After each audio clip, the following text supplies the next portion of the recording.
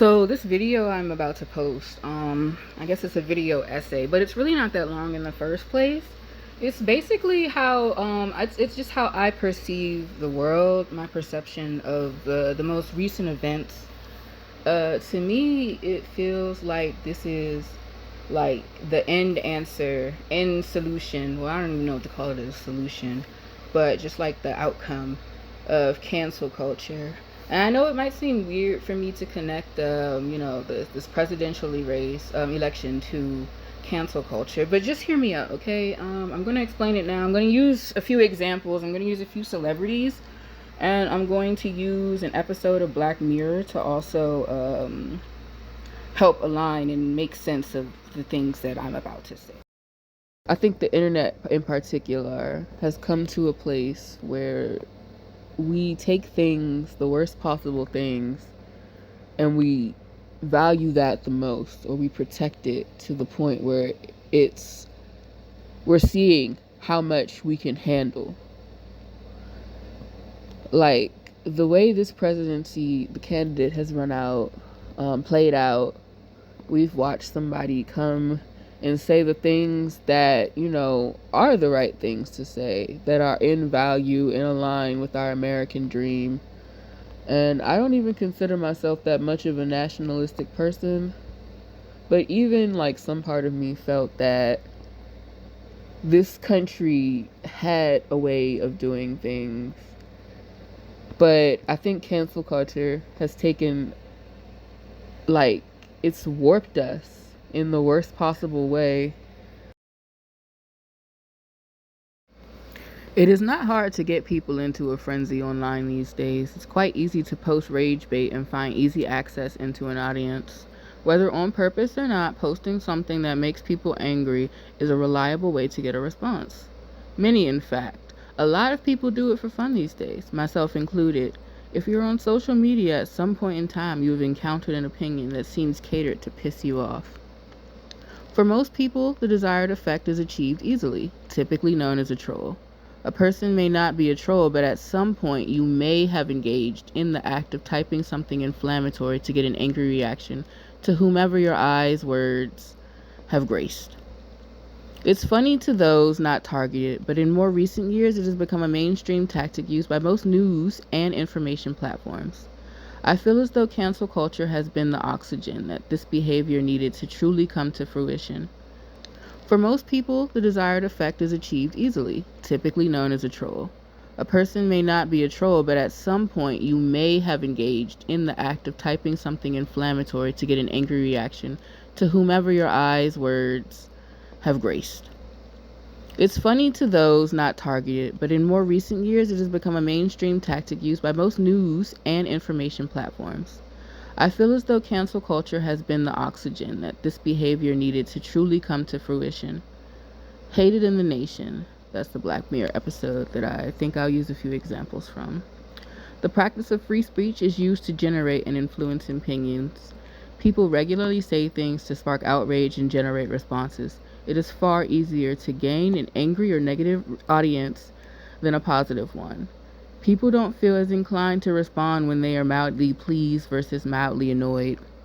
In the same manner that people who do 20 good things being disqualified for one bad thing, the same is now possible and even protected for people who do 20 bad things and one good thing. It's glaring in this election, and I myself never feel compelled to speak about this in depth because most of my thoughts remain in my head, and my motivations never last long to voice them out in an understandable way. Well, now I feel very heartbroken about the recent election, and I want to say what this situation looks like from my own perception and perspective. I want to talk about the beginning of Hated in the Nation. There's this lady who types out the most inflammatory articles and is widely hated online. She doesn't give any cares, fucks, and she finds joy in reading angry comments about her. She's sitting in her lovely home eating snacks she enjoys while her critics sit at home in their less than desirable shared apartment, most likely funding her through their hate. This is her fuel, her motivation, the bread and butter that keeps her successful. She could type an article in favor of something morally perceived as good, and she wouldn't come anywhere near this amount of engagement. It hasn't steered her wrong. I have this thought often, and it's sort of a guide for me in my own decision-making process. You can do everything right and be right. You can do everything right and be wrong. You can do everything wrong and be right, and you can do everything wrong and be wrong. I decide how to do something by taking this into account. I play each scenario out in my head to see which is most likely to result in my desired outcome. You have to be smart. Most people's moral compass operates like if they know something is wrong and they don't acknowledge it, they are able to continue it. They feel as though acknowledging it means they have to stop enjoying it now. Recently, I've seen an uptick in people who vehemently defend or deny deplorable behavior because they enjoy a person so much. I feel cancel culture is our culprit. Now, I'm not saying that being an apologist for this stuff didn't exist before the internet. I am saying that people before would pretend it didn't happen. Now people defend it or rationalize it with their entire being.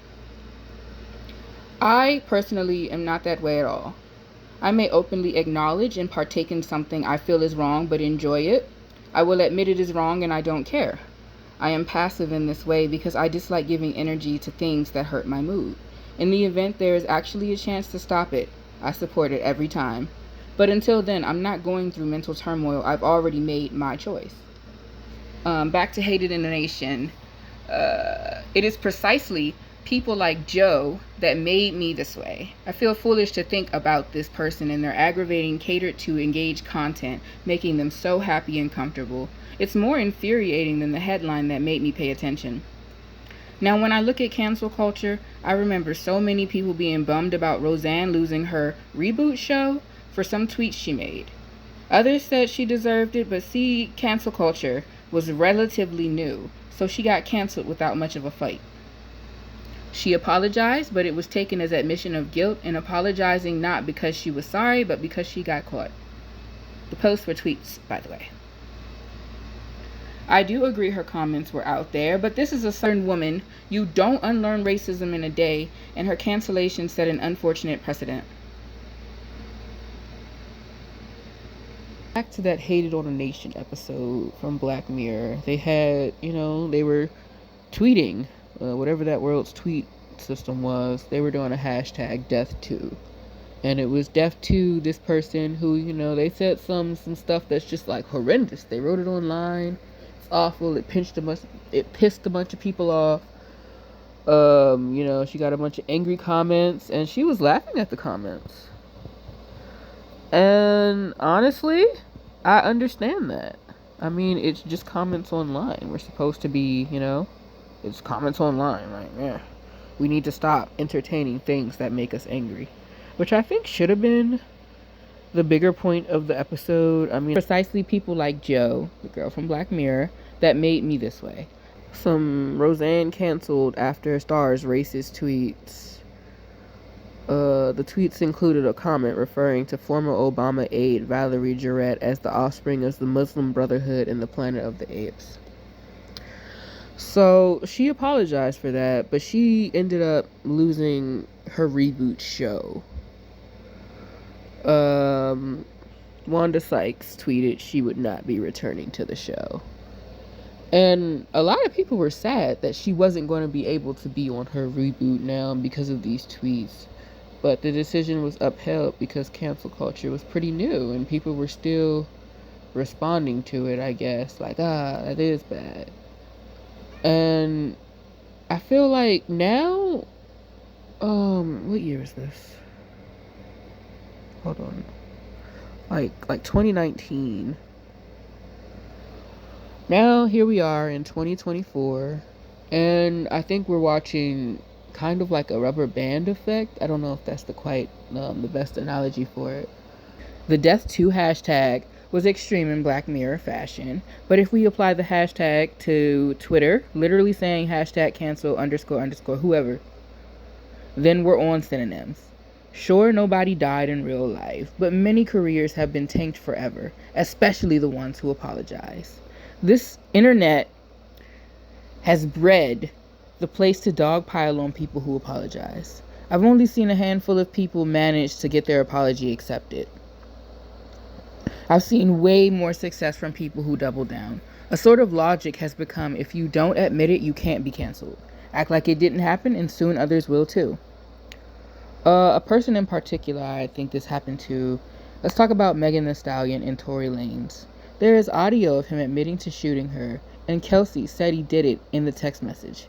The man refused to testify in court despite being so open online and receiving a gag order. Meg tried to let it go, but then Tory would not stop antagonizing her after she tried to protect him.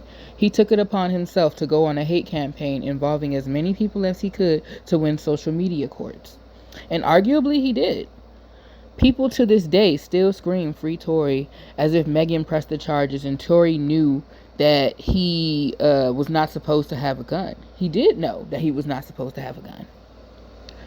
He didn't care. And his supporters, they know he is guilty and they don't care either. They feel that Megan wronged him. They pretend he is a good person. When he was found guilty, he said he calls her a friend and still cares for her. This always rubbed me the wrong way. If she lied on you and got you to get all these other people involved and now you get 10 years in prison while she adamantly claims you did this to her, your heart is so big you still care about her? Why wouldn't you tell the people that keep antagonizing her to stop? He didn't even bother to correct that the state charged him. He always let that misunderstanding remain there, and he has never apologized aside from the initial one before everything went downhill. Now he's in jail composing subs to her and riding her coattail for the next decade. I would say he is wrong to do this, but right because it maintains some kind of relevancy for him. Now imagine if he said he was sorry after the verdict. He'd be right and wrong.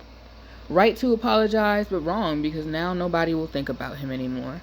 Obviously, one of these holds a more desirable outcome for him, but it also makes him look morally corrupt to me. But I feel the biggest show of this is in our most recent election.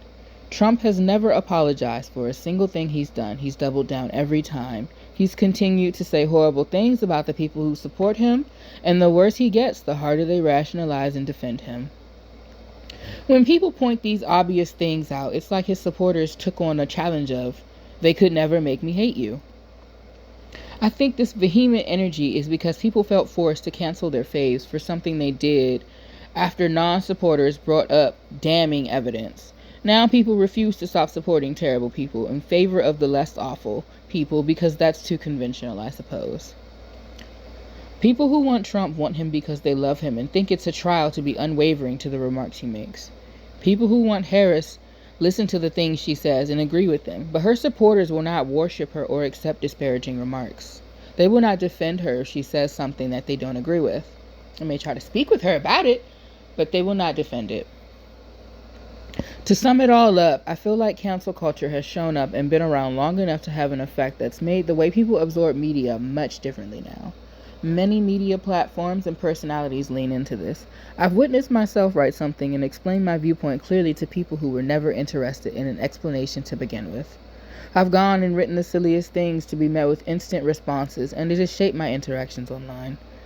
I don't think anyone predicted this, but I feel unfortunate to be a quiet bystander. Anyway, if you listen to this, thank you for that. That's all.